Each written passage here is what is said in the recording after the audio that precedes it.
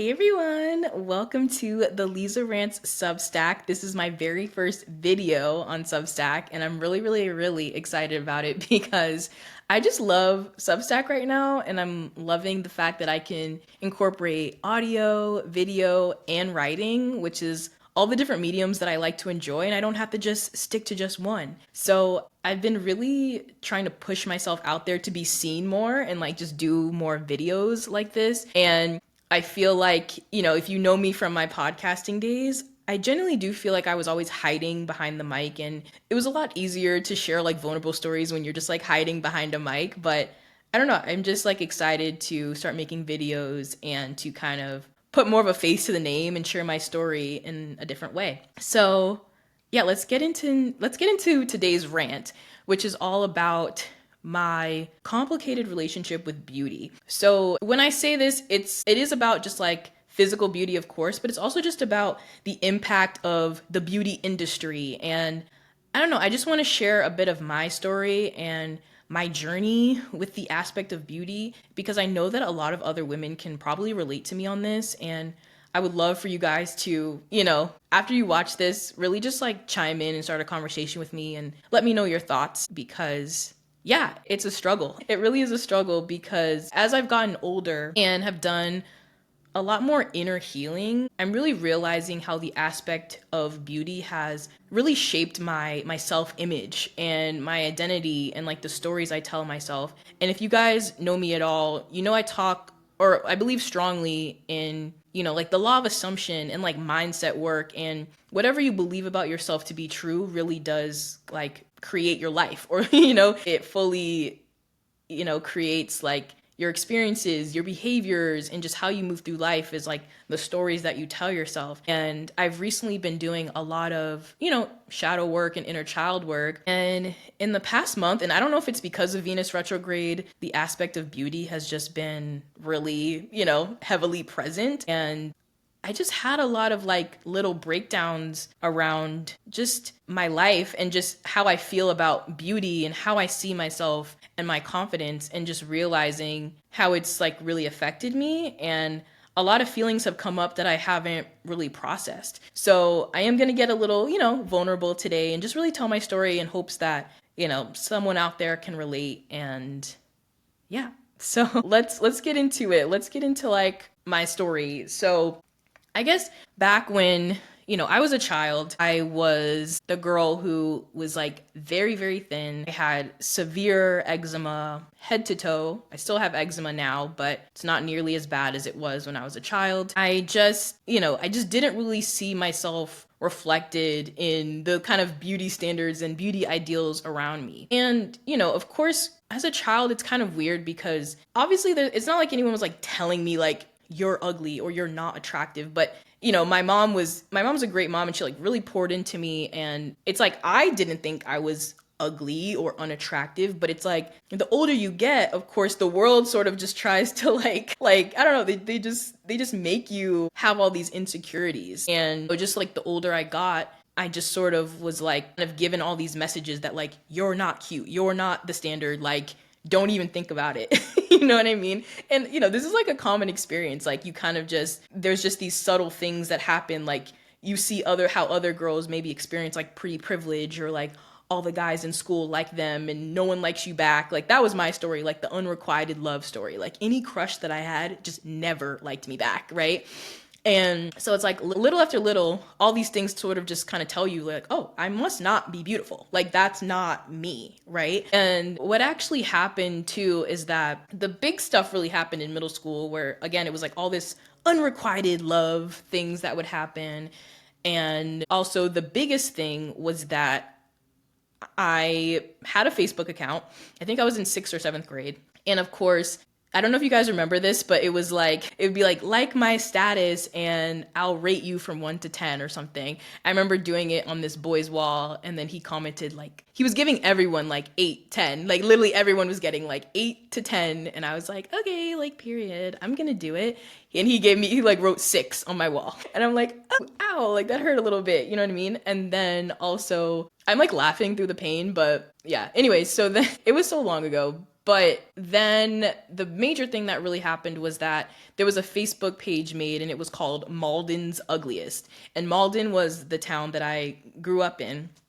And they put my picture on there. Like, Malden's Ugliest, Lisa, like, I'm one of the ugliest girls in the city. And that is like really fucking traumatic. Like, that is like, it was like so crazy, like, just thinking about it, like how disgusting that was. But it was like so normalized back then, like in the early 2000s, to just like everyone was just always calling each other like fat and ugly, and just it was just like bullying was just like so normalized back then. And luckily, like, I had a great group of friends that all rallied behind me, and they like reported it, and they got it taken down in like less than an hour. But it didn't matter if like no one really saw it. It was like, it was there, like it was posted, and it was just like the damage was done. Like that, it was just like, okay, I'm ugly. Like, and I just really, ooh, I like don't want to get emotional, but it's just like crazy how I like really took on that belief. Like, I was like, I must be ugly. Like that's it. And I had this energy reading about a month ago with like this psychic intuitive,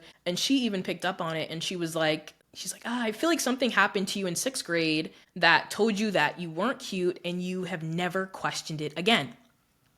And it was funny because I actually didn't even really remember that it happened. Like, I think it was something that I kind of blocked out. Like, you know, when like something traumatic happens and you kind of like, your brain just wants to like forget that it ever happened. And I thought about that, and like, she's just like, you just believed it and you just never questioned it again. And I was like, wow, like, damn, like, you know what I mean? And, you know, I just heard, like, I didn't really think too much of it at the time. But again, in these past few years, I've been doing, like I said, a lot of shadow work, a lot of inner child work. And when I was doing a meditation, like, that scenario came up. Like, last month, it just really came up. And I was like, literally, like, in meditation, like, full on breakdown. Like, I'm like crying. I'm like so angry. Like, I'm just like so upset about it. And I even spoke to my mom about it, because it was like I was processing it happening for the first time. I'm like 30 years old, and I'm like literally having a breakdown about this thing that happened when I was 12 or 13. I don't know how old I was, and she was like, I was talking to my mom about it. She's like, yeah, like she was, I guess the reaction I had at the time was like, oh, you know, screw this. Like, they're just bullies. Like, who cares? You know, I was very just like, I just acted like I didn't care, and that it didn't affect me. And I didn't cry about it back then. And it was just so crazy that like, now all this stuff is coming back up. And I do think it is because of the Venus retrograde that just happened. And if you aren't really into astrology, it's basically like this time that happens every 2 years where,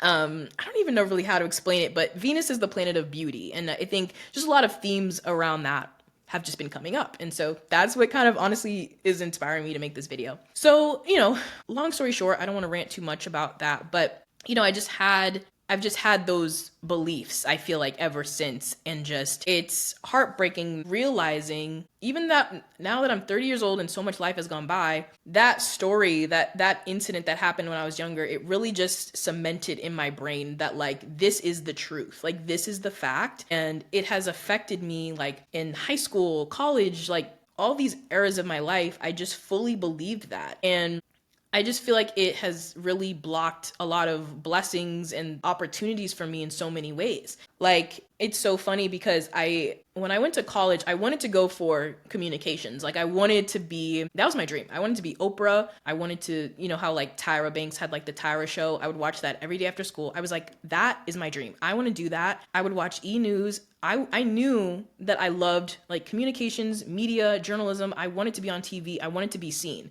But I knew I would watch TV. I'm like, oh, no one on TV has eczema. Like, I can't be on TV. Like, I'm not pretty enough. Like, I just didn't even go after these things because of my appearance. Like, I just believed that like I wasn't worthy. I couldn't do these things because I wasn't pretty enough. And it's just crazy to know how these things that happen when you're a kid just stick with you so much, and you just take them on as a fact. And I guess getting back to the point here is that it's led to me having a really complicated relationship with beauty, obviously, because it just felt like something I never really had access to.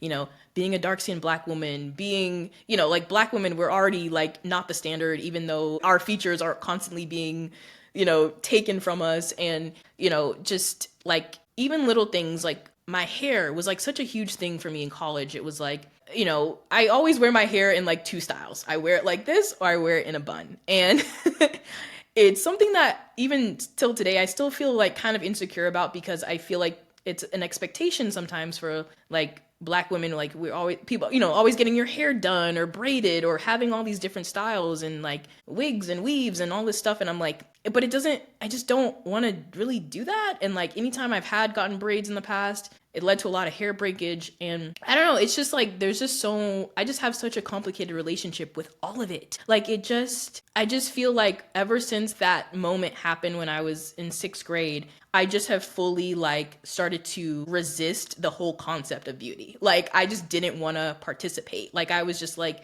I wanted to rebel. I wanted to reject beauty. I just hated how much it influenced society and how people would see you and how people people would react to you, especially when it comes to like love and relationships. Like I would always feel like I had these really amazing friendships with guys, and like I was like, oh, we'd be a really good couple, but it was like they didn't want someone who looked like me. You know what I mean? So it was like I just felt like I just hated that. Like it just felt like being beautiful was all that mattered in this fucking world. And I just hated that. Like, so there was just this part of me that was like, I'm just not gonna do it. Like and like, I don't get my nails done. Like I don't like the thought of going to the nail salon every 2 weeks is just like annoying. And going to like getting your hair done and paying $300 for braids, and like it's just the thought of all that, it just enrages me. Like it just pisses me off. And just like the fact that we have to like, it just must be so easy to be a man and just not have to like invest so much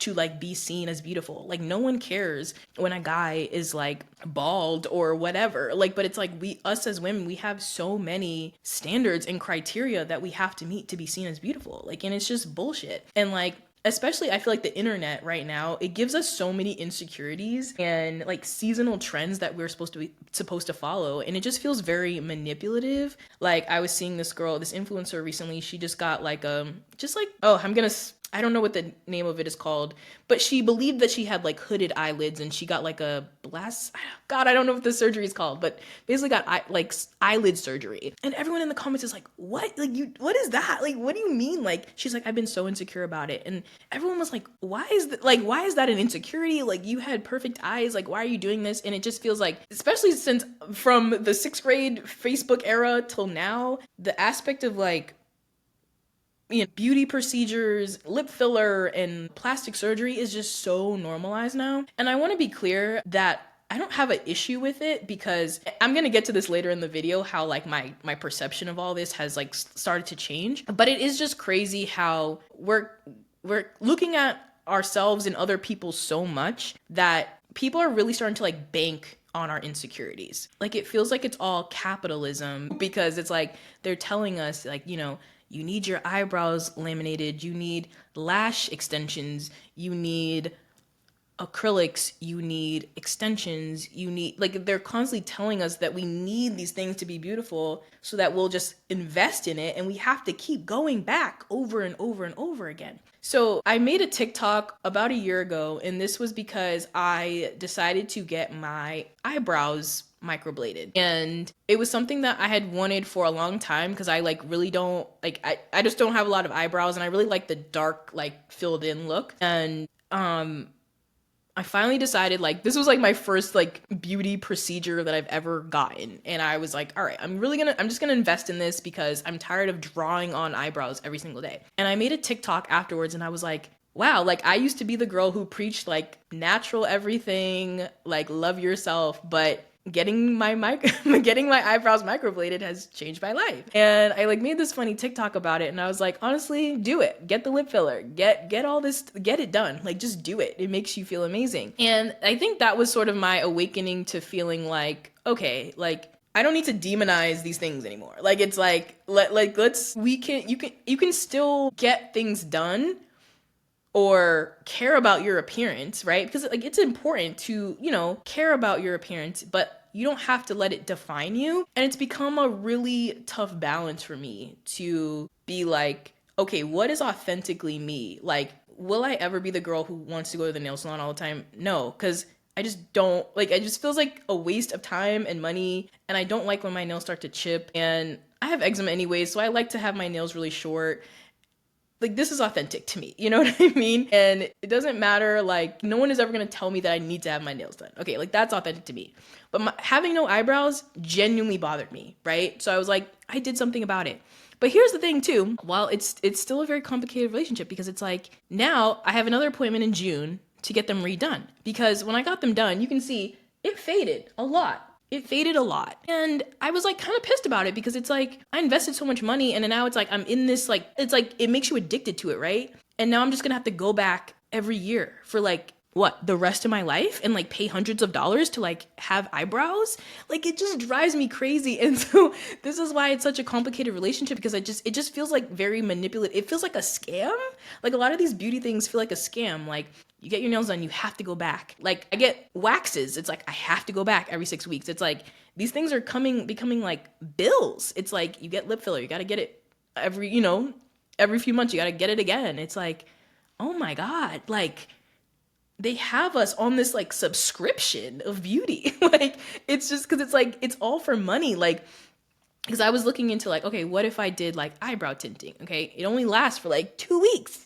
So I have to go back every 2 weeks to do it again. Like, it's maddening. It's like they make us feel like we need to do all these things just because it's gonna make them a lot of money for us to have these random insecurities. Just like that girl who got the eyelid surgery. It was like that, like, no one was judging her for her eyelids, but she was made to feel like that was an insecurity. So yeah, all this to say is that I have a complicated relationship with beauty, and I know a lot of us do. And I wish it was as easy as being like, okay, fuck society, I'm beautiful no matter what. But unfortunately, we do live in a world that cares about looks. Like, we do. And it's like, how do you balance that? You know what I mean? Because again, I like to look cute. I like to dress up. I like to dress nice. And of course, I want to look good. I want to look presentable. But I also want to stay true to myself. And it's really difficult when society is always telling you that the way you look is not good enough. And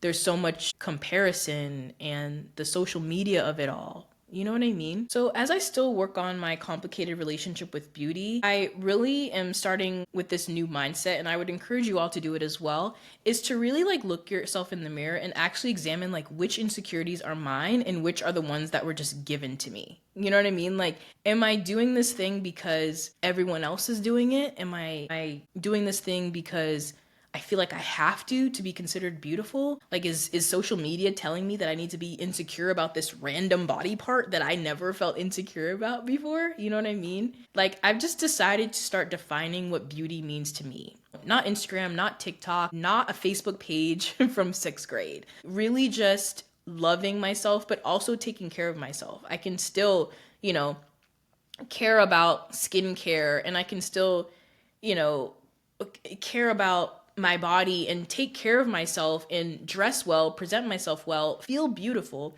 but also not need to feel like I have to do all these extra things to keep up with the societal norms, because they're changing every single year. Like, remember we used to have like the BBL era, and now it's like, it's just gone.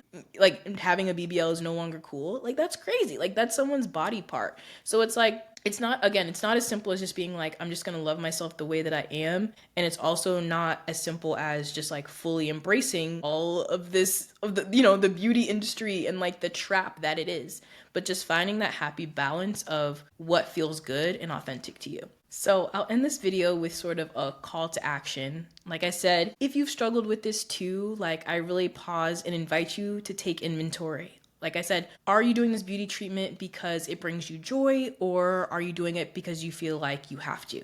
Because at the end of the day, we all deserve to feel beautiful, but more than that, we deserve to feel free. We deserve to feel free to just be and look how we are, because no matter what you look like, you're still a beautiful person on the inside. You're worthy of love, you're worthy of your dreams coming true, and you're worthy of everything that you desire, no matter what the package looks like. So let's redefine beauty from the inside out. All right, that's my rant for today. End rant. Thank you for listening. And I would love, love, love to hear your thoughts, because I know it's a common story, and yeah, I don't have the answers, but finding balance is the best that we can do. So thanks again, you guys. Please subscribe if you haven't already. Let me know what other topics or videos you'd like to see, or, any written posts or audio posts you'd like from me. I would love the feedback.